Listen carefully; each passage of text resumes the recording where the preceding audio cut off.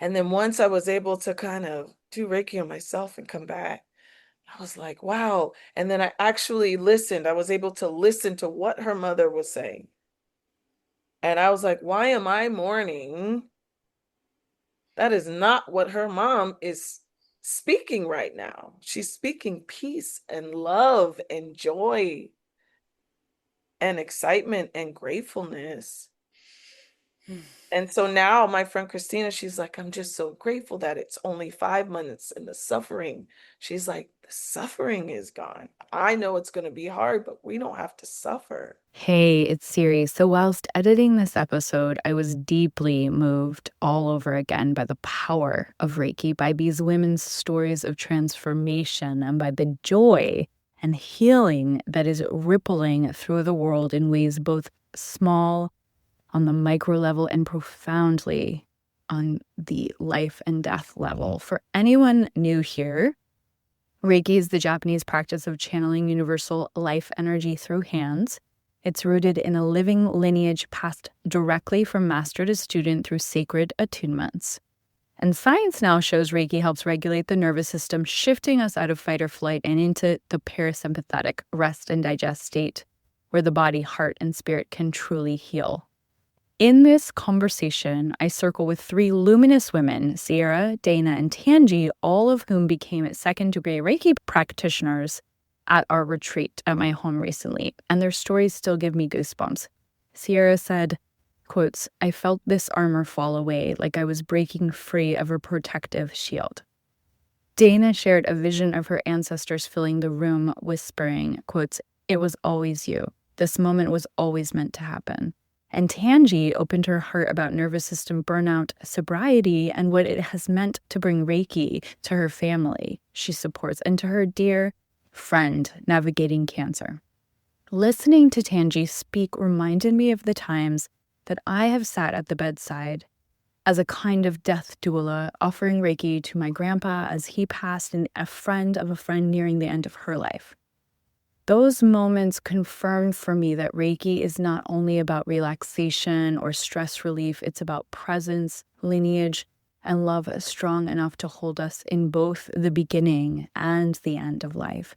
So these stories are everyday miracles of healing the body during pregnancy, children asking for Reiki at bedtime, visions of ancestors gathering in the room, and the peace of a loved one in hospice. So this is not just a little podcast episode. This is a transmission, and it is a reminder of what is possible when we open to Reiki, universal life force energy, the energy of unconditional love for ourselves, for our families, and even for those crossing the threshold. So give yourself a breath. Settle in here and let's circle together. You're going to love this. Welcome to The Authentic Creative, where we expand our capacity to feel good, one deep breath, one bold choice, and maybe a little bit of magic at a time. I'm Siri Baruch Thornton, healer, creative, and lifelong explorer of all things energy, self-expression, and joy. With over 26 years of experience in Reiki, Akashic Records, and transformational breathwork, I've learned that feeling good is not a luxury, it's a practice. And sometimes it's a little messy. This podcast is here to help you trust your intuition, break the rules, the ones that need breaking, and live more fully in your gifts. So give yourself a deep breath, get cozy, and let's dive in. I am so delighted to be here. One of my absolutely favorite things is being here on this podcast. And having unexpected things happen that we just get to have fun with.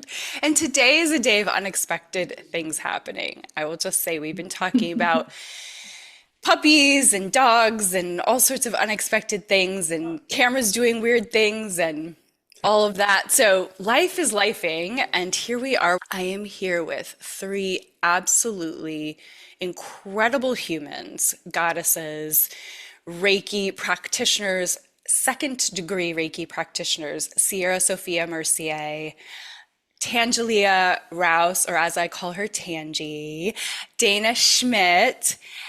They all have taken my first and second degree Reiki certification class slash retreat immersion, recently. We're just gathered here, but we're going to drop in first with you, listener, and we're just going to do a little grounding and running energy, which is, as you may or may not know, the foundation of really everything in the spiritual realms that I practice and that I teach. And so go ahead, if you will. If you're driving and listening to this, don't close your eyes. If you're needing to pay attention to a puppy or a child, don't close your eyes. But everyone else, I invite you to close your eyes and give yourself a breath. And just putting your awareness into the first chakra, that base of your spine area, just for this moment, giving yourself a breath and noticing the difference in quality between taking a breath and giving yourself a breath, and feeling your breath just flowing up and down your spine and out your crown. And then noticing, if you will, the rise and fall of your pelvic area of the belly. You can even, if it feels good, place your hands over the belly, over the sacral. That's just above the root and just below the belly button. That sacral area, that is our female creative matrix. That is our creativity. And breathe. You can even give yourself an audible sigh. When we sigh out loud, it is scientifically proven to release stress and to drop us further deeper into this moment. And then imagining, if you will, at the base of your spine, at that first chakra, a disc of white light. And that white light getting to expand out to the width of your hips. No effort involved, just as I mentioned it, it naturally occurs. And from that expansion at the width of your hips is a conduit, like a nice, huge, beautiful, ancient, strong, powerful, expansive sequoia tree. And this sequoia tree goes all the way down. It roots down into the core of Mama Earth, wraps around the core, and you can give it a tug and you can make sure that it's secure. And anything, thoughts, fears, emotions, concerns about the perceived past, the perceived future, you can sigh out loud down that sequoia grounding. And let's do it together. Anything residual, keeping in mind that anything that is truly yours cannot be gotten rid of. You can also just give it to Mother Earth. And imagining, if you will, at the base of your feet, blossoms opening up and receiving in rich earth energy, whatever earth energy looks like to you, and earth energy getting to flow up the base of your feet, ankles, shins and calves, knees and thighs, into your first chakra. Deep breath. Deepest breath you've given yourself all day, even deeper. See if you can fill that breath into the back of your lower back. Good. And imagining, if you will, beautiful, vast, cosmic energy, magical cosmic energy getting to flow down your crown, that top of your head, down your third eye, behind your third eye, down your throat, and into 4 channels, 2 on either side of your spine. Just as I say it, it naturally occurs. And that gorgeous cosmic magical energy flows all the way into that first chakra. And deep breath. Good. Here you are, an 85% cosmic energy getting to mix in that first chakra with that 15% denser earth energy, and earth and cosmic energy mixtures flowing up the front channels of your root, sacral, solar plexus, heart, throat, third eye, and out your crown. As it fountains out your crown as high as you like it, you can even see it go out the ceiling if you're inside, as big and high as you want it to be, and it flows over the 9 layers of your energetic field all the way down around your body, gently tucking under your feet, so you are entirely encompassed in this golden, validating energy. Deep breath. Good, here you are. Imagining, if you will, a few feet above your head, a huge golden validating sun, as big as you want it to be, as expansive as you want it to be.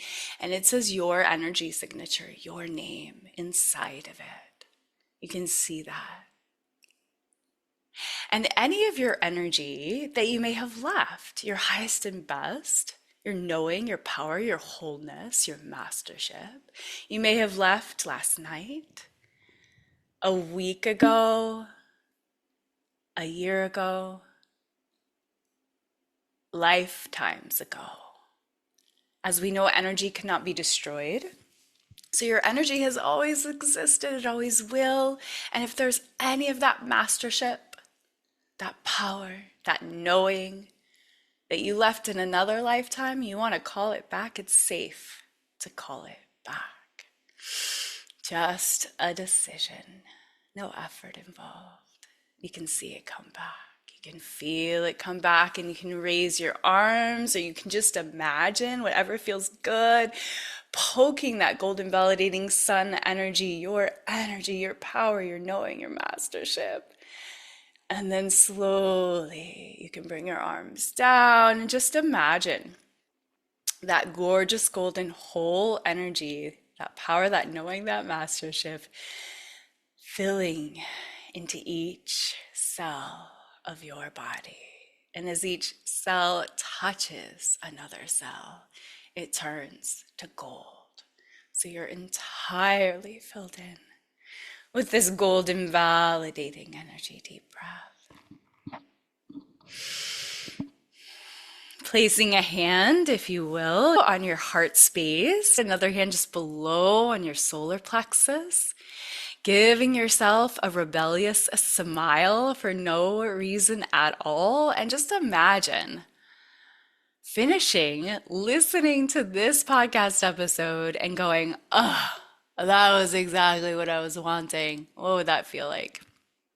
Would you just feel so inspired? Would you feel so seen, so grounded, so excited, so curious, so whole, so clear? Whatever you're wanting, just know you wouldn't want this if you didn't already know it. And if you didn't already have access to it, and on so many levels, it's already done. So you can just enjoy the unfolding. And deep breath.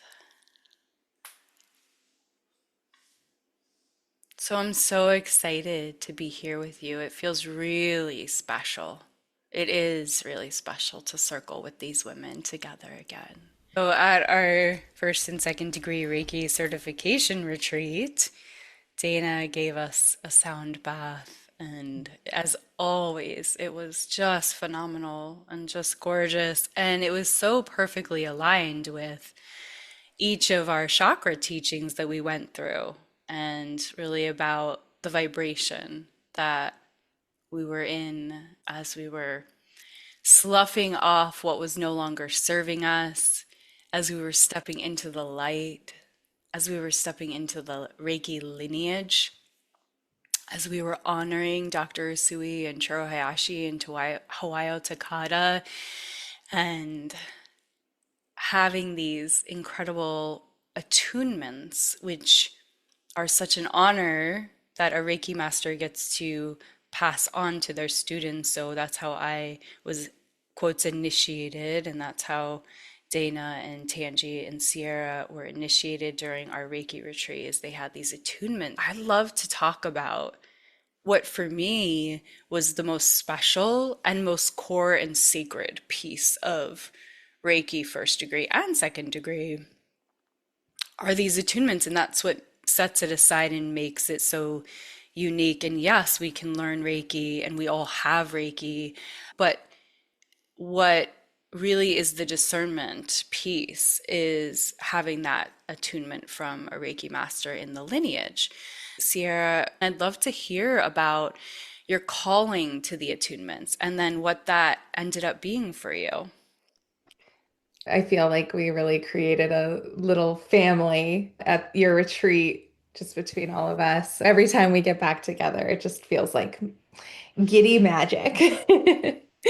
What called me to the attunements, I remember when I was a teenager, if a friend was feeling hurt or had a headache or something, I just automatically wanted to put my hands on them and like I knew what I was doing to alleviate their pain in that moment.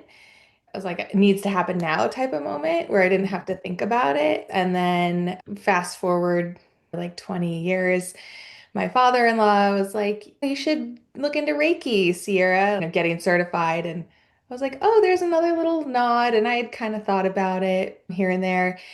And then after I had my first daughter, a girlfriend of mine had graduated from light touch chiropractic school and she would do the light touch on her baby. And I just thought that was so special. And it made me think like, oh, I want to be able to have some sort of healing modality that I can give to my baby too. Yeah. I want to seek this out. I went and got level 1 certified, and it was amazing. It was a beautiful experience and journey, but I did leave with more questions than answers, and I didn't feel confident with what I came away with. And I always just felt like, am I doing this right? And I kind of just let it go.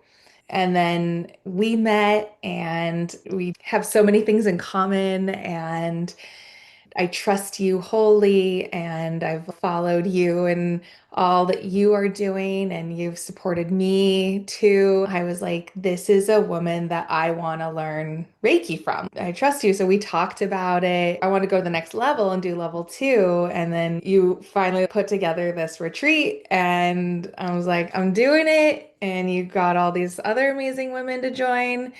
And here we are. The attunement specifically, I really love that you had us draw our experience after each attunement. That really solidified the experience in my own body for me. And each one was very unique and different. And I think that the most impactful one was the second attunement, where I just had this feeling of being de-armored and this armor Yeah. falling off of me, Yeah. and that I was breaking free of some sort of protective shield. So that was really moving and powerful for me. Same with my first attunements was the de-armoring. I love that. It's so beautiful.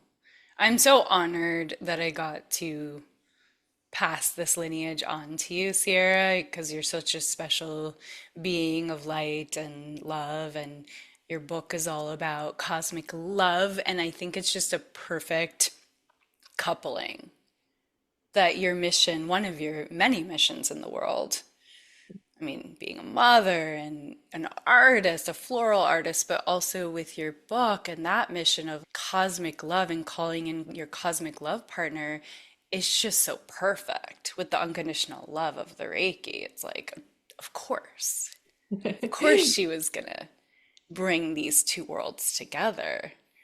And maybe your next book, whatever that is, if you, because I imagine, I Oh, know it's what you're already like. in the pipeline. I know what you're like. Will have this infusement of the Reiki energy as part of it, I imagine. That's just a thought. I love that you said that because I started writing my second book and then hit a place where I was like, this doesn't feel like the right timing. Oh, And because maybe you're having a baby and you have a toddler and part of it, but also it's interesting to hear your perspective because not only does this other baby need to come into the world first before I can write the book, but also this other entity of Reiki needed to come in too. So, yeah. it's so powerful. We did these chair attunements and you guys got to match up with each other and practice on each other. I want to give Dana a chance to share how was your journey getting to Reiki, getting to your attunement? What was the attunement like for you? Obviously, Sierra was talking about the coloring and drawing of her experience because it's hard to put words to it because it is more than words. Yeah, similar to Sierra, the drawing, that was so brilliant. It really did solidify because it was hard to put into words and it was so fun. And we were in that creative space. And to keep us silent and in that feeling was really powerful too. What drew me though was similar when I was drawn to sound healing, it was very gentle and also very obvious because I went to a sound bath and I was really hit over the head with, whoa, what is this? I need this. I thought I was meditating, but whoa, this is next level. I was like hustle, type A, forceful, masculine. That gave me an opportunity to just receive and be in my being state. And then when I had the experience of realizing that these people were living in a house that my husband and I had lived in, and they were offering a sound healing.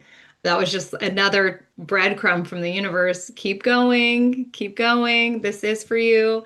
I realized I was in this channel, this receiving mode, and this being. I've been offering hands-on tuning, and I will receive colors and messages and I've started sharing that with people, and I just really didn't know what that was. And it was kind of like, oh, I don't know if this is appropriate. I don't know what this is. Does this make sense? And I'd received Reiki in your breathwork sessions and understanding it is very real and feeling that feeling of it being very real and then also receiving Reiki from other practitioners and just the nudges and the synchronicities and the breadcrumbs from the universe really led me to it. And that feeling of, yes, you're on the right track, keep going, and not overthinking, because that had been my tendency until I found sound healing and found what it feels like to receive and to be and not overthink. So Yeah. it was get out of thinking, get more into feeling and follow those feelings. I love that.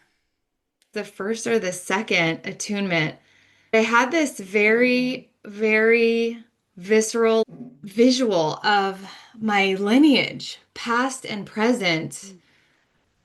Oh, chills with me and hands on me. And just like it was always you. And not that I was Yes, yes. better or more than anyone in my lineage, but just that it was always me to live this life and do these things and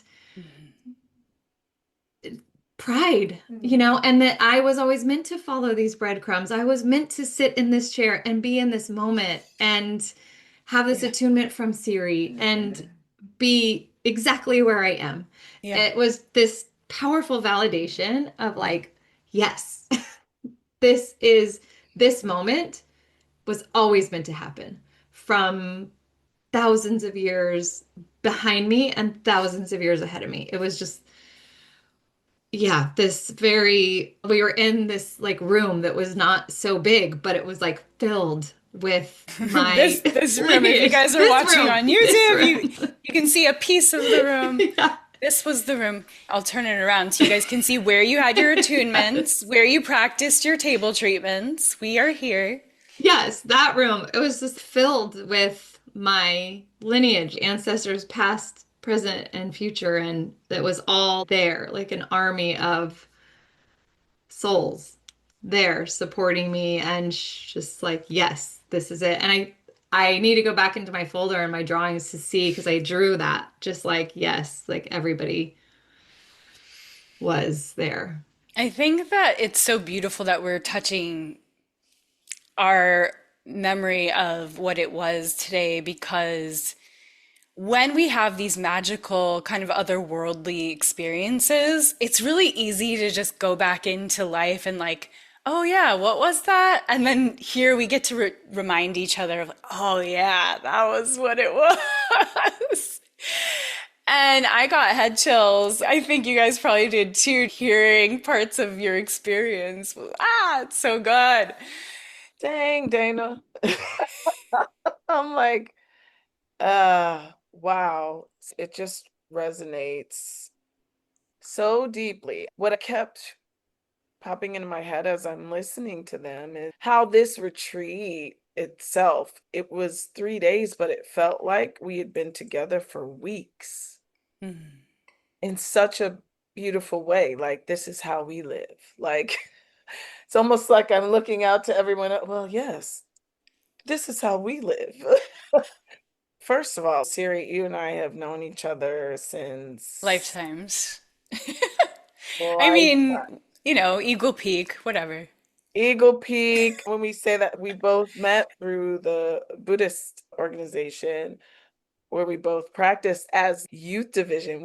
There were no kids, there were no husbands. It's a Jake different was in time. the picture, and I had always known your history. One of the coolest things just meeting Siri was like, yeah, Siri grew up in an ashram. And it was just sort of like, wow. And here's this creative woman we met in an industry. You're an actress and all that. And I have always known through kids, through I've always known that this was something that you did. But Reiki it wasn't anything that felt immediate to me at that time. Like Sierra, as a child, I felt this feeling of overwhelming love for people that I didn't know. Mm. And I just wanted to give it to them at a young age. I knew that it was magical, mystic, whatever, but I couldn't put words to it. It came out in ways that then didn't serve me, like not having boundaries where I was then taken advantage of. I was always the kid Yes. who was so involved in everybody else's Yes. problems and traumas, but more than they were willing to fight for Mm-hmm. themselves. And then I'm the one that ends up Mm-hmm. getting hurt or Mm-hmm. in trouble when I should have minded my own business. But I wanted to give this love. Okay. We're all nodding. Right. Yeah. And so, hello. As I became an artist, the theater, and then becoming a comedian, I would always have this vision of when I'm on stage that I'm sending this light and I'm Yeah. sending this love to Yeah. people through the commonality of the humor in all of our experiences and traumas and all of that. And Yeah. I love as it. I started to do that, my world started to come undone. I think 6 months before I thought of doing the Reiki retreat, I was on a reset path. Yeah. My nervous system, just Mm-hmm. dealing with life and who I am as a Black woman, us as human beings, us as Americans Mm-hmm. living in this, and our own family, dealing with mental health illness and dealing with all the things. Mm-hmm. I Being a always, mom, right, being in Hollywood. Yeah. being Yeah. in Hollywood. And I have always been one who is like, I will muscle through, just like these women right here. I will muscle through and push through, and you give everything, and you just think the well is endless. Mm-hmm. And my nervous system got to a point where it was so fried that Mm-hmm. I couldn't turn it off. Mm-hmm. And I was having to, like, I would stop we're being real about all the things. I stop at my favorite liquor store every day. And they knew me there, and they were super sweet and awesome. And I would get one shot of tequila, and a little small bottle of sake, because that was my thing. And I would sit in my car before going inside my house just to quiet everything for like a minute. Mhm. But it would only last for a minute. Yeah. And so this cycle just kept going, and I have a lot of tools. Walking was like my jam, and chanting and journaling, and Hmm. but when you get to a space where then you can't even utilize the tools, Right. I I hear searched. that. You know what I mean? I hear that. For I searched for a reset, for some healing, for something, and my therapist, who's our family therapist, suggested ketamine therapy. And I know a lot of people are like, "What?" And I was like, "Huh?" Like I was like, "Okay, let's talk about it. What is it?" Hmm. So I did a 6-week guided ketamine Hmm. therapy, Hmm. and it was the reset that I needed to continue to acquire the tools and use the tools. It reset me so that my nervous system was not getting in the way, and then I could really create these new neural paths. Hmm. So when I finished that, I was sitting in a bath because I was taking baths every day. I was sitting in a bath Nice. and I was looking at my emails, and I saw the Sage Blush email from Siri about this retreat, and it was like a light switch. I I knew that that was the next step. Hmm. I wanted to continue the healing for myself. I wanted to be part of active healing for my family. Mm. It just clicked. And I remember I texted Siri right then and there, and I was like, "I'm coming. I don't know how I'm coming, but I'm coming." And then me being on stage and wanting this energy to go, it started to make sense of that's what it is. It's life force. That's what it is. Mm. Yes. Yes. And I was like, "Come hell or high water, I'm going to do this retreat." And so leading up to the retreat, it was like a month leading up to the retreat, Siri had suggested some sort of cleansing, and it could be to whatever level. Hmm. It could just be giving up caffeine or Hmm. something to help you just sort of get in alignment.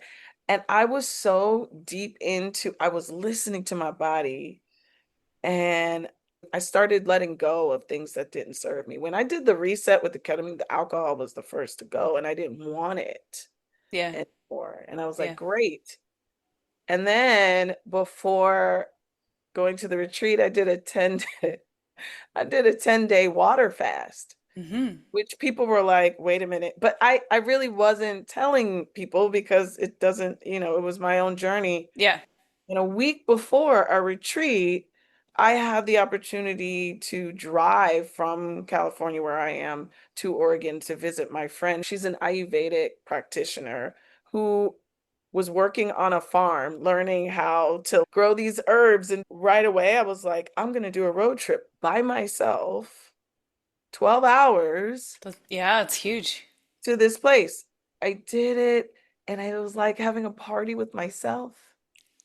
And I had so much fun with me. I love And it. I was like, wow, I'm so listening to all the 90s hits that I grew up with. Yes. Had this incredible 2 days, almost three, with my friend that also felt like a week. Stayed in a dome on the top of the Hills Are Alive scene, and like really getting in touch with nature. And I knew that the following week I was going to come back Yeah. to this. So it set me up for, I literally felt led, and I was just going with it on this journey of healing. And so when we got together, it was incredible. I saw Dana first at the airport. I didn't know what she looked like, but I knew that was her. It was crazy. And we both were like, it's you. Okay. I'm over here just waterworks because I had no idea you were so fresh from sobriety from alcohol. Oh, Um, girl. and I'm sitting here realizing I'm 4 days from celebrating 8 years sober from alcohol. Alcohol doesn't take up any space in my life and my brain anymore. And it's the least interesting part of my life. And also the most impactful decision I've ever made. And just like you said, Tanj, I could hear myself. And then I liked myself enough to continue to make choices to better myself. And that was the beginning of my journey to better myself and to heal and to see the breadcrumbs that the universe was leaving for me to follow and have all these beautiful synchronicities that led me to the day where I was sitting in the attunement and having that experience with all of you. And so I just have been sitting here hearing this journey. When I saw you in the airport, I had no idea you were so. But it was meant to happen. Like that's the thing. The group of women, I was meant to have this interaction with you at the retreat because it's almost like you were at a different phase of where I was, and then Ellen, there's another, her ex-husband is suffering from similar mental health illness as my husband, but they divorced over it. You know what I mean? And so me then coming to a place of gratitude because my husband is a freaking warrior who's always seeking in the same way that I am. Yeah. And so being able to encourage each other in that way, all the synchronicities, all of it. And Dana, listening to you with the sound healing, I'm obsessed. Like I'm on a mission to learn myself. I have significant hearing loss. And then my one hearing aid, I usually wear two, and the one that I had stopped working right before. Mind blowing because I felt and I heard everything that I needed to. And then you with the sound baths, I'm now obsessed with sound healing because of that experience. So the Yeah. attunement, oh my goodness. I needed this reminder. Yeah, to remind you, to remind us, for the listeners to know what that is. What Yeah, is this attunement? What was it for you? there We were did several, a and lot of them. whew, they were all so incredibly powerful. But I felt this very strong connection to my dad, Yes, that's right. Yes. who he passed away when I was 19, and he was like my best friend. And I feel like all of the good that I see in myself came from him. At the beginning of my reset, I was really searching for a connection with him that would almost give me the answer to all of these questions that I've had. And what ended up happening was a deepening of a connection that allowed me to really see him, not just as a human being, but to also put myself in a space where I could actually see that maybe I'm taking the baton and actually going further, as opposed to I want to live up to this man that I put on this pedestal. And I'm like, Yeah. no, you're already there. When Dana said, no, it was always you, Yeah. it was that type of healing and empowerment. Like I felt him saying, no, this is exactly where you're supposed to be and what you're supposed to be doing. And it felt like I was healing for all of us, Hmm. for myself, for my dad, for Hmm. my dad's dad. Hmm. In Buddhism, we talk about 7 generations back, 7 generations forward. And I feel like in that first attunement, I felt that. And it blew my mind that it was coming through Siri. There was a moment where I was so in awe. And during this attunement, not even seeing Siri as like Siri, like mom. Right. Yeah, yeah. I'm just the conduit for your process. Yeah. It was such an incredible moment for me to be in and for it to come through me and connect to what was coming through you. Do you remember any of your drawings, what those felt like or looked like to you? Yeah, I hope you guys will put them somewhere, maybe where you, or your favorite one, somewhere where you can see it. we need to frame it. Yeah. I know that there was one where I felt the support of my dad. There was this color, the purple, this very regal purple just kept flowing through me. It felt like such a release, but on a deeper level, not just tears, you Yeah. know. Yeah.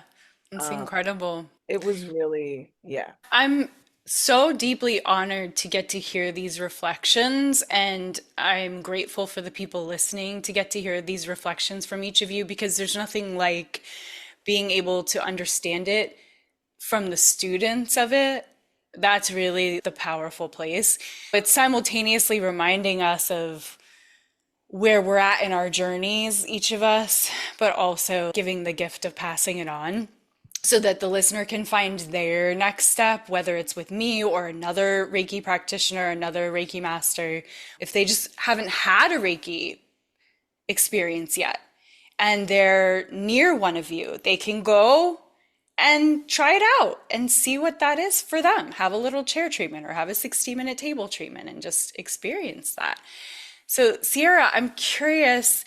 We have a text message chain that we started called the Purple Fluffle, and we were spoken to during this certification retreat through animals quite often. We had this mama and baby deer in the final moments of arriving to my house. We picked everyone up from the airport, and then these deer led us the final few moments to the house. And then we saw bunnies on the lawn. We saw bunnies on the back lawn. We saw rainbows. Everyone was sending me pictures of rainbows as you were landing. So we were very much spoken to in these symbolic ways. So we started this Purple Fluffle text chain, and through the text chain, we've shared so many wins and questions and answers and realizations. And I know, Sierra, you shared several things about your journey thus far. So I'm curious, now that you're a second degree Reiki practitioner, how is that integrating for you? What you're realizing through the work of your hands, through the work of, because obviously you can do it long distance. What's the power of that? I'm pregnant, and this happened with my first pregnancy, and now my second. Whenever I floss, my gums bleed, and it's just a common side effect of the hormones.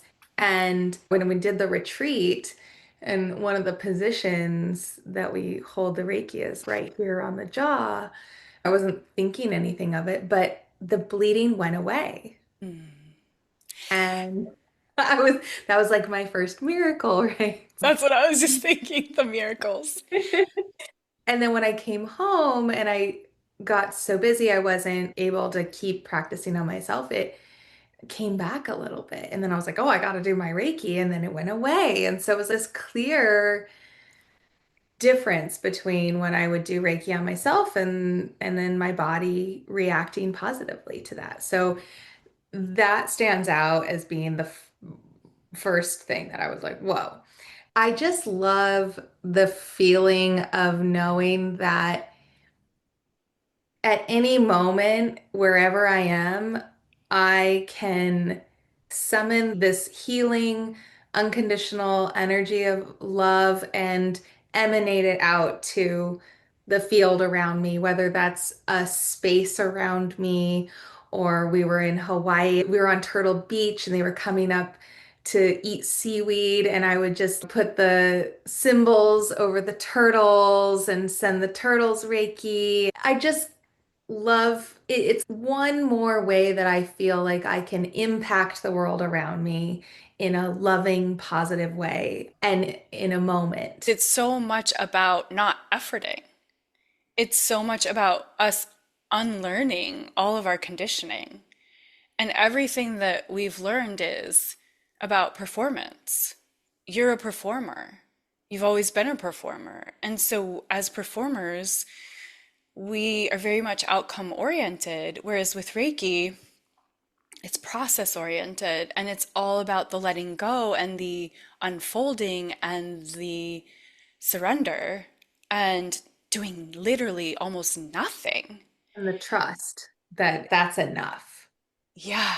And I feel like that's a lifetime of practice. And that's why we call it a practice, because every time we do it, we get to trust more.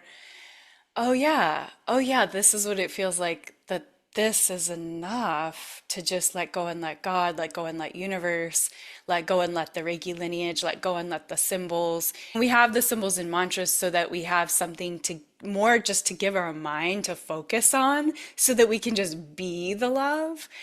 And you're so already that. You are just the love without needing to do or try or be this glorious magnet. It's already, that's what it is. And I feel like so much of our process with the Reiki that we're talking about is this unlearning of the efforting and the unlearning of the walls and the unlearning of the trying to do it right and all of that. Yeah. Certainly, as a perfectionist myself, that is my process, is the unlearning. And what you just said makes me think about some of the teachings that I have in my book, which doesn't talk about it being Reiki, but just the process of becoming a more loving human being can be as simple as just honoring the beauty of a flower on a walk, Yeah. or appreciating the trees, Hmm. or even just listening to the birds and acknowledging them. It doesn't have to be this great act of like, here, let me save the world, but Yeah. it can be like, let me hold the door open for the next person. Let me Yes. choose to use a reusable water bottle instead of a plastic one. These little micro causes that we can make that are less effortful, you could say, but that still make a big impact. Yeah. And sometimes I feel like as mothers and entrepreneurs, that the most we can do, as they say, is like the macrocosm is coming into the microcosm, is what you're just talking about. Is like, can I just be present? Mm. Because so much of what you teach and what you've taught me, Sierra, is how to be present with nature, with our children, and that's to slow down. I feel like that's so much of what you do is, and same with Dana, the slowing down. So Dana, will you share with us about your integration of your Reiki process and experience of how it's starting to show you proof? I just offered a sound bath, and my default state is rush, hustle, hustle in my masculine force, make it happen, perform. I love offering sound healing because it forces me to Yeah, go slow yeah, and receive. And same with Reiki, it forces me to go slow and receive. And same with how I coach. I'm not giving advice, I'm asking questions and listening. It's becoming more and more clear that my soul's purpose in this lifetime is to slow down and yeah, receive yeah. based on the synchronicities and the breadcrumbs that keep leading me to these beautiful modalities to slow down and receive. I love that My, you said listening. yes, That's such a key word because that's what we've been learning to do is yes, listen with our hands and our yes, hearts. yeah, Sierra's raising her hand. You yeah, can just speak. yeah. I love you. Well, like good student. I just wanted to ask you, Dana, that realization of my life's mission is to slow down and receive. Hmm. Do you feel like that's unique to you, or that that's like what's being called for women in the collective? Ooh, that is so good. And I just got like chills in the back of my neck. I can have an opinion, but I don't know that I have the answer. I think we can all witness that we as humans love to take things a little too far. we get our hands on something and we really do love to take things far. Dr. Casey Mean spoke, and she made such a good point that everything that procreates has a season of rest. And in the last 3 generations, women have decided we don't need one. We don't need to rest. And then look at the state of the world. So I do think there is truth to that. I do think that women could benefit from adding a season, adding slowness, resting.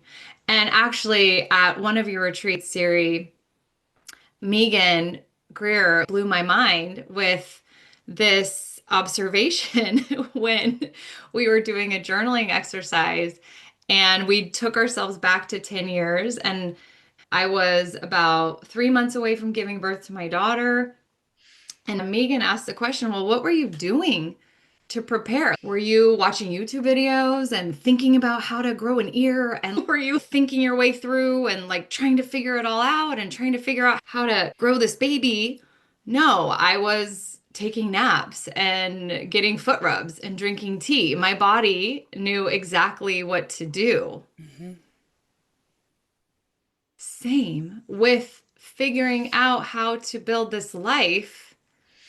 I needed to lean into the knowing and trusting that it's all going to unfold. And if I allow it instead of forcing and think about it and research and blah, blah, blah, it's all going to unfold as it is anyway, whether I force not. And if I'm too tired to see the synchronicities, I might not see it and miss it. I think it is something for me to learn. And I do think it's something for the collective to learn as women. I think that we've all been trying to keep up with men, and we are very different.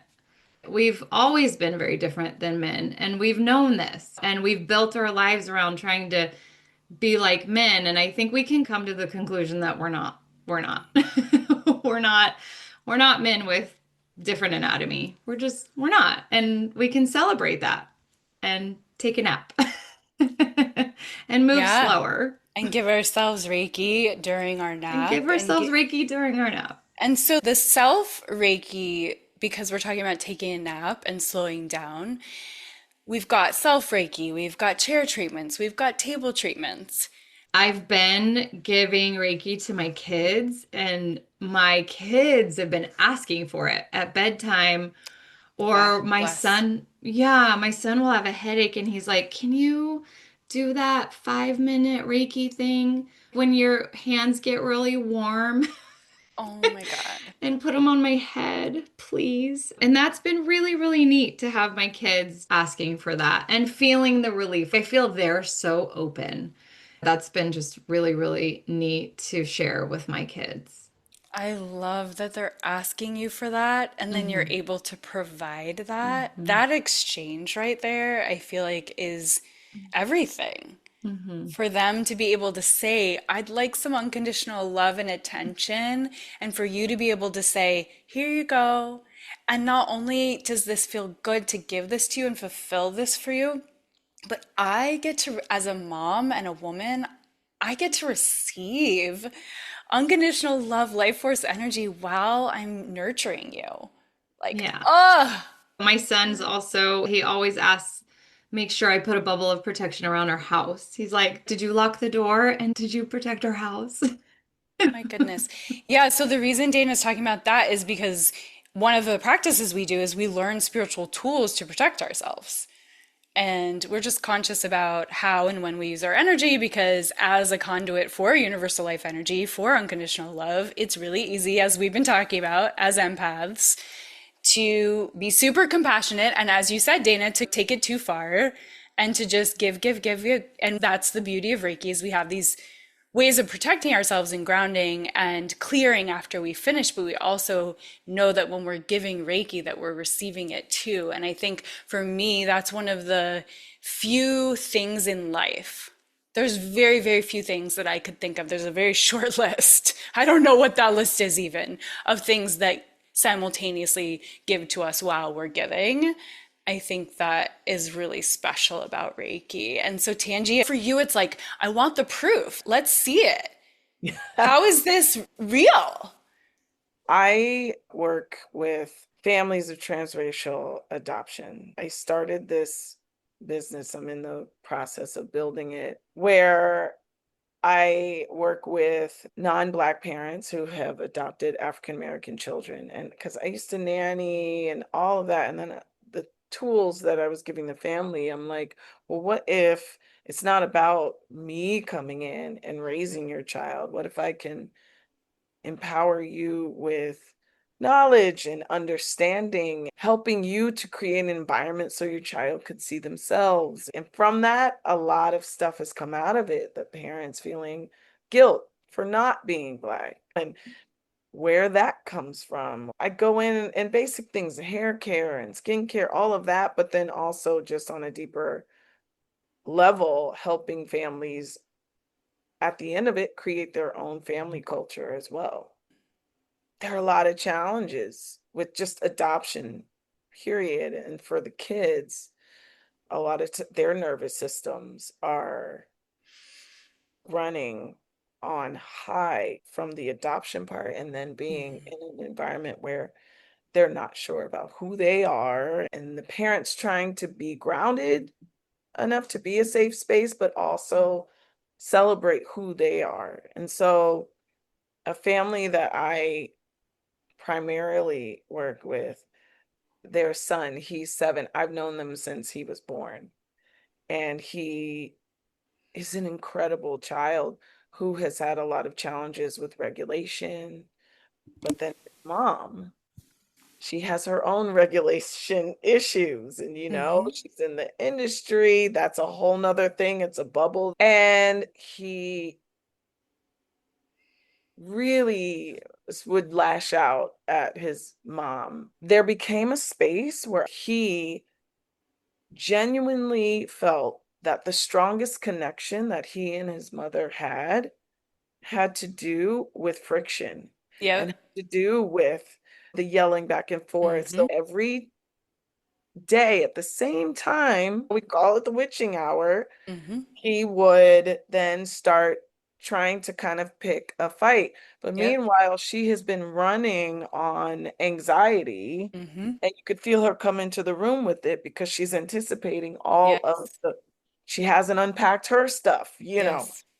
And so this has been like a storm that has just been a brewing for years since the beginning. And she started medicating him, which she knows that I know that medication works as a bridge when you're utilizing certain tools. If you're not utilizing the tools, the medication won't work. And so it got to a point where she started giving him more, and it Yeah. made things worse. But Sure. she kept feeling like it's making okay. Yep. So it got to a point, and she knew that I'm not completely on board with how she's doing it, but she's really genuinely trying to do the best she can with what she has. So I offered Reiki, and I started doing Reiki on her son. Yeah. And now he asks for it. If I'm going to be there at bedtime, I'll do it. He asks for it.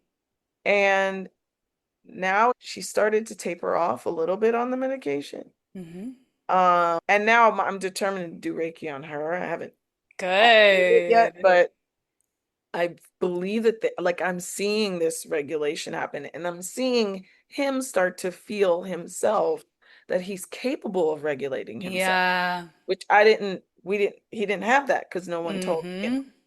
So I'm seeing it there.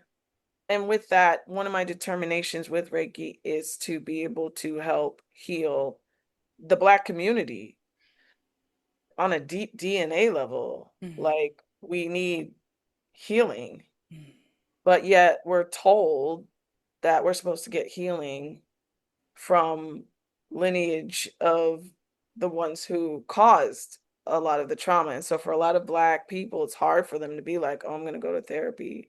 But my therapist is white. And it has nothing to do with like, I don't like, it's a visceral on a DNA level Sure. response. And so I've broken through a lot of that, but I also want to be able to be a safe space where I can introduce these modalities into the that community.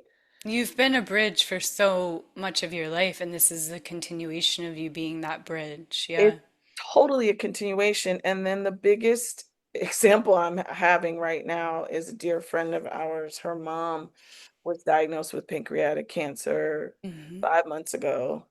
And when I came back with Reiki, she was very open to receiving treatment. She didn't want to do chemo Hmm. because of her history. She had already had a double mastectomy 5 years Hmm. ago. The DNA, her family history, she knew as a woman, there were certain things that I couldn't be mad at because she was Hmm. like, I'm not going to do this to my body. Yeah.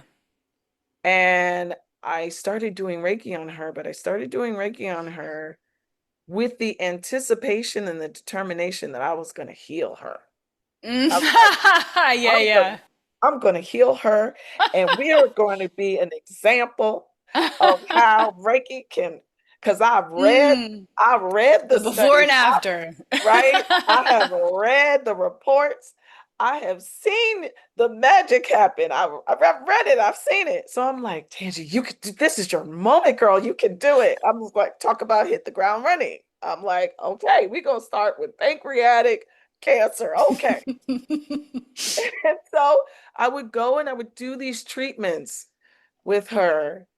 First, we did the chair, and she cried. And I remember she told Mm, me that she was tired. And then she started telling me these stories about her life mhm, and how much she's lived a rough life, but she raised some incredible kids. And then I went back and I would see her getting weaker, weaker, and she's losing mm, weight. mm.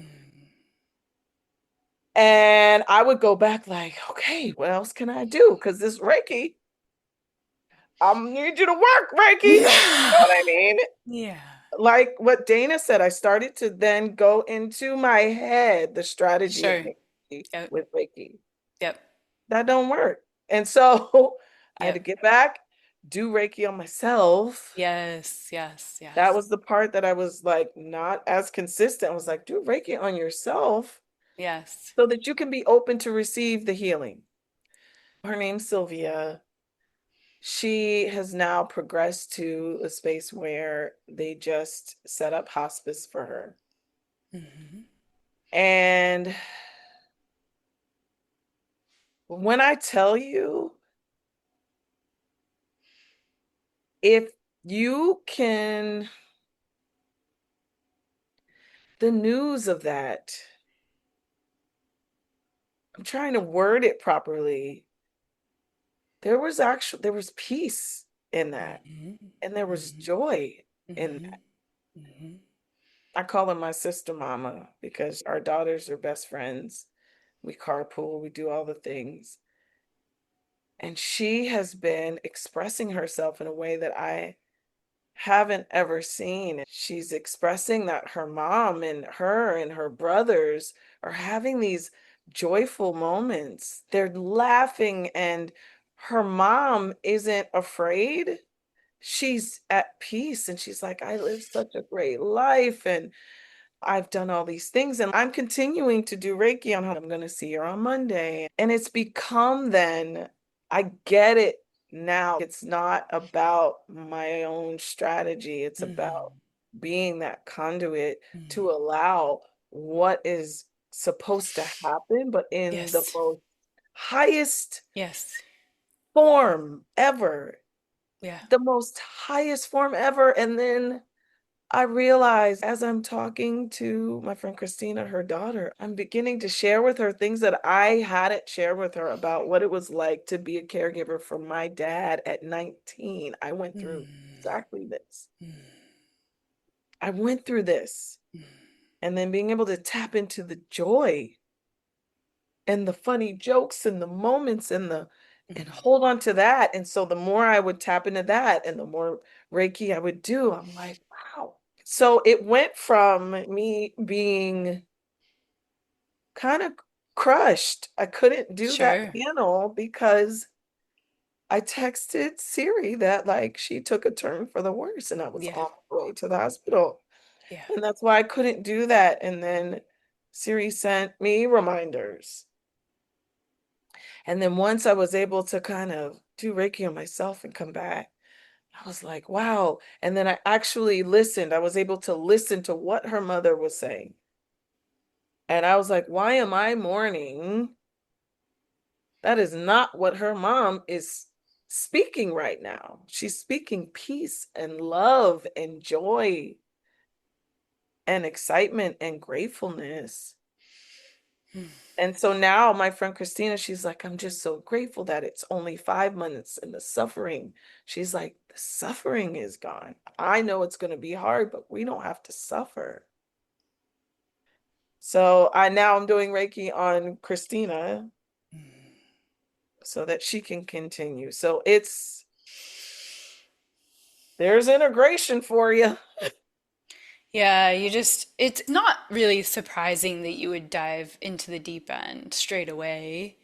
And the reason that I did this for the first time, where I combined first and second degree Reiki together into one immersion, is because I knew that the people that were being called to it in this moment in time were already there. And that's the thing with what we're talking about with Sierra, with the trust and the micro moments and the presence. And then with Dana, the kids, they're just ready. They're just like, yeah, I want this. When I was a teenager and my mom was giving me Reiki, I was like, what the fuck? And then I was like, yes, please.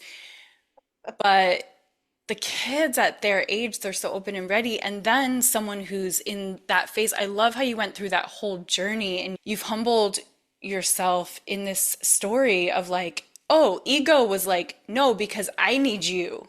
I need you to be well. And then soul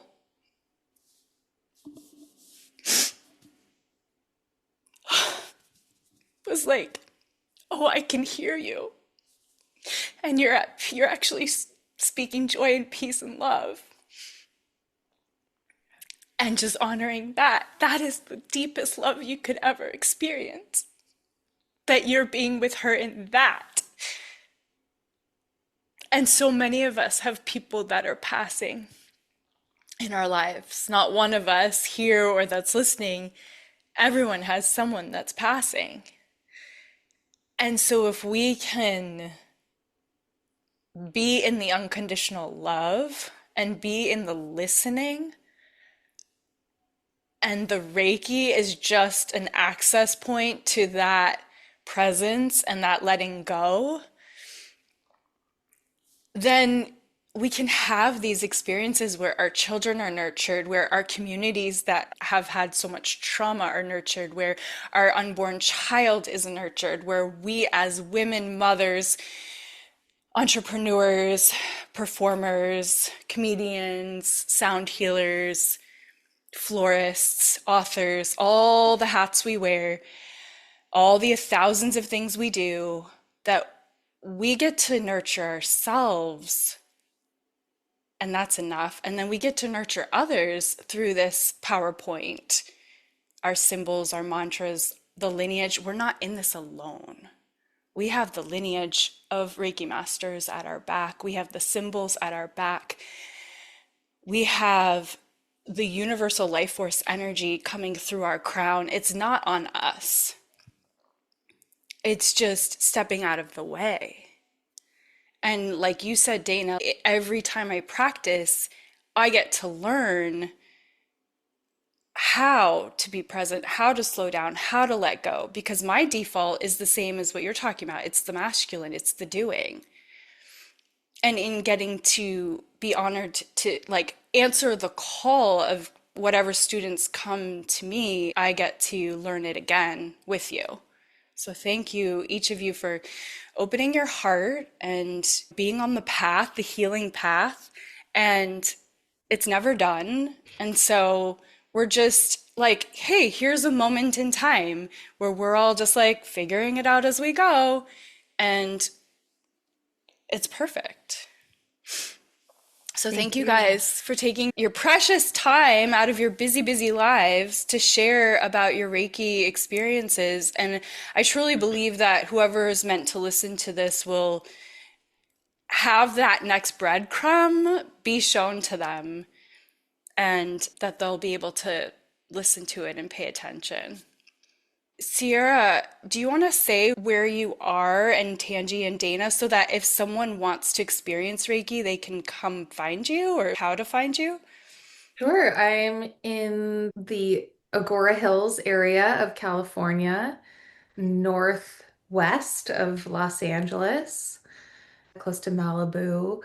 That's great. Thank you for mentioning my book earlier. If anybody is curious, it's called How to Attract Your Cosmic Love Partner.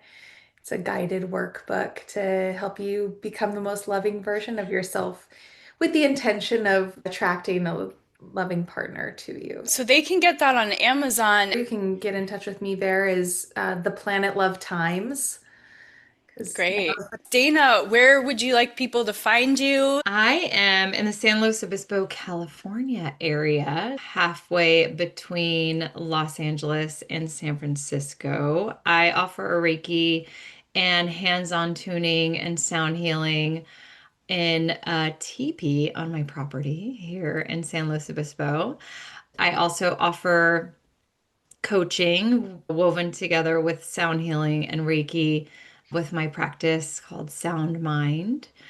You may find me online at danaschmidt.com. I do not have a D in my last name. _ Dana Schmidt is my Instagram handle. Perfect. I'll put that in Thank the you. show notes. And Tangi. I am in West Hollywood, California. I'd love to get my hands on you. Have an Instagram for auntie_family culture coach. Or you could find me at my friends call me Tangi, Tange. Thank you guys so much. Thank It you. was such a pleasure to drop into our space together. There were other students in our class. I just had a few of us to represent. If you're interested in Reiki long distance as well, and any of these women are wanting to practice long distance, that's also an option. You don't have to be near them. Of course, you can get in touch with me, sageandblushwellness.com. Trust your intuition of who feels right for you, regardless of whether it's us or someone else. Just trust yourself. Trust that you're going to be led to the right person, and trust your knowing. So keep expanding your capacity to feel good one breath at a time. Loving you, and thank you guys for coming along for the journey. We will see you soon. Bye. Bye, everyone. Our upcoming first and second degree Reiki certification retreat will be held September 27th through 30th in Depoe Bay, Oregon. We will gather in an intimate oceanfront home for Reiki training, attunements, hands-on practice, evening sound baths, incredibly nourishing catered meals, ocean walks, eagle and whale watching, restoration, and meaningful connection. There are only 3 to 6 spaces available. You can find the details on my homepage at sageandblushwellness.com. Email me directly, siri@sageandblushwellness.com, or connect with me on Instagram at Siri Baruch Thornton.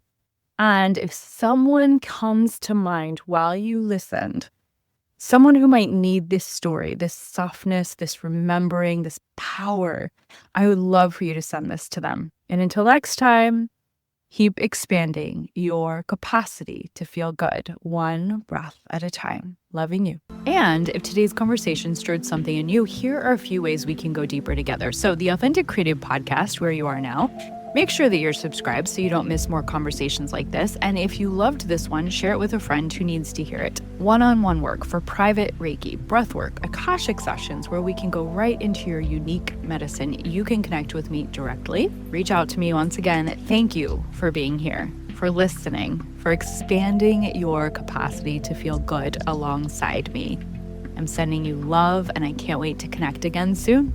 Loving you.